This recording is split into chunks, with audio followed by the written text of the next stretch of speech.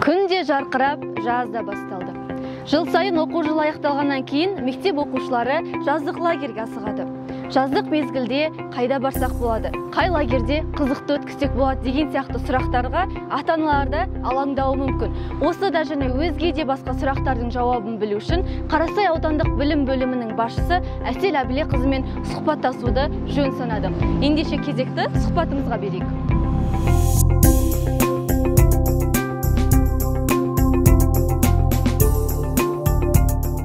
Қайырлы күн, Әсел ханым, бізге сұхбат беруге уақыт бөлгеніңізге көптен көп рахмет. Ендеше бірден сұрақтарымызға кезек берсек. Сәлеметсіздер ме? Жақсы. Есіңізде болса, былтыр Асау Барақ жекеменшік бастауыш мектебінің ғимаратында жазғы лагерьге баратын балалар табылған еді. Осы оқиғадан кейін білім бөлімінің тарапынан жаздық лагерьді ұйымдастыратын тараптарға қандай қатаң талаптар қойылып отыр? Осы және өзге де сұрақтарға толық жауап берсеңіз. Енді өздеріңізге белгілі, былтырғы Асау Барақ жекеменшік бастауыш мектебінде Алматы қаласының балалары келіп демалған болатын. Ол үлкен арты резонансқа айналып, қазіргі таңда енді бәріміз әлеуметтік желілерден, жаңалықтардан оқып жатырмыз.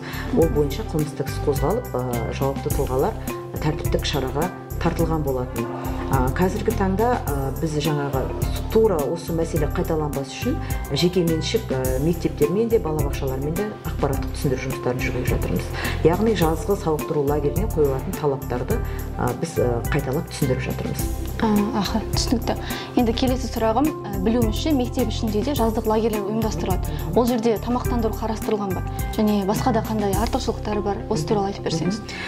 Қазіргі таңда біз Қарасай ауданы бойынша барлық мектептерде маусым-шілде айларында мектеп жанындағы жазғы лагерьді ұйымдастырып жатырмыз. Бұл жарты күндік демалыс болғандықтан ыстық тамақ ұйымдастырылмайды. Жаңағы жазғы лагерьдің мақсаты баланың бос уақытын тиімді пайдалану және баланы патриоттық сезімге тәрбиелеу, еңбекқорлыққа тәрбиелеу сияқты түрлі шаралар, спорттық шаралар арқылы, ойын сауық арқылы, тағы да жарыстар, түрлі байқаулар арқылы балаларға тәрбие беру мақсатында ұйымдастырылған. Жобамен 20 мыңға жуық бала қамтылады деп жоспарлануда. Енді келесі сұрағым, әлеуметтік осал топтан шыққан отбасыларға арнайы тегін жолдама беріледі жазғы лагерьге демалуға. Биылғы жылы қанша балаға тегін жолдама берілді және қандай лагерлерге барады? Биылғы жылы бізге Қазақстан халқына қорынан 400 тегін лагерлерге билет беріліп отыр. Тау жанашыры, связист және достар кемп деген 3 лагерьге біз жолдама алдық 400 балаға. Бұл жерде сабақты жақсы оқитын дарынды балалар, түрлі олимпиаданың жеңімпаздары бар. Тағы да солай әлеуметтік осал топтағы балалар бар. Осы 400 бала қамтылатын болады. Одан бөлек 133 жаңа жолдама бізге республикалық Балдәурен лагеріне берілді. Бұл жерде де сол санаттағы балалар барады. Сонымен қатар кеше ғана 3 баланың тізімін біз жолдадық. Бұл жерде жаңағы дарын орталығы ұйымдастырып жатыр. Дарынды деп танылған 3 баламыз, түрлі республикалық олимпиадалардың жеңімпаз болған 3 баламыз сол жерге аттанып жатыр.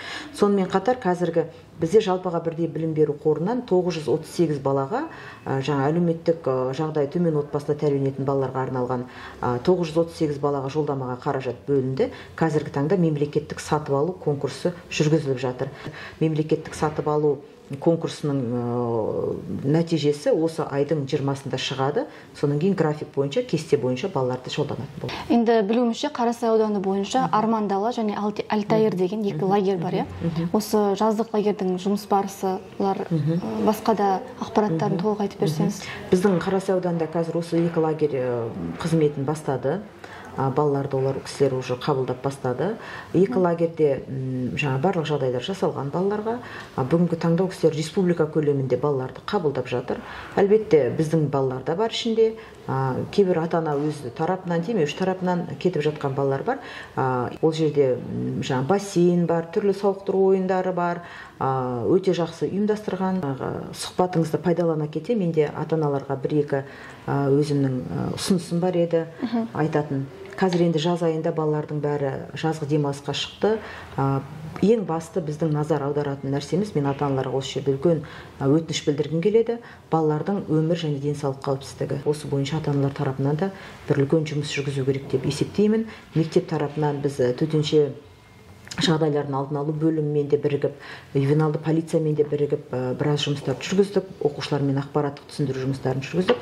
Бірақ әлбетте 3 айда бала ата анасының қарауында болғандықтан осы мәселелерге аса назар аудару керек деп есептейміз. Соны ата аналардан өтініп сұраймыз.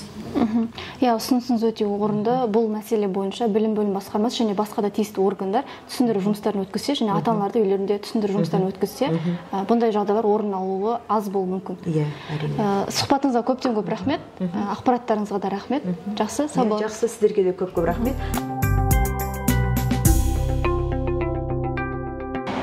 Жаңа сұхбатымызда атап өткен Альтаир лагеріне біз келесі бөлімде барып, осы лагердің жағдайымен танысатын боламыз. Ендеше келесі бөлімді күтіңіздер.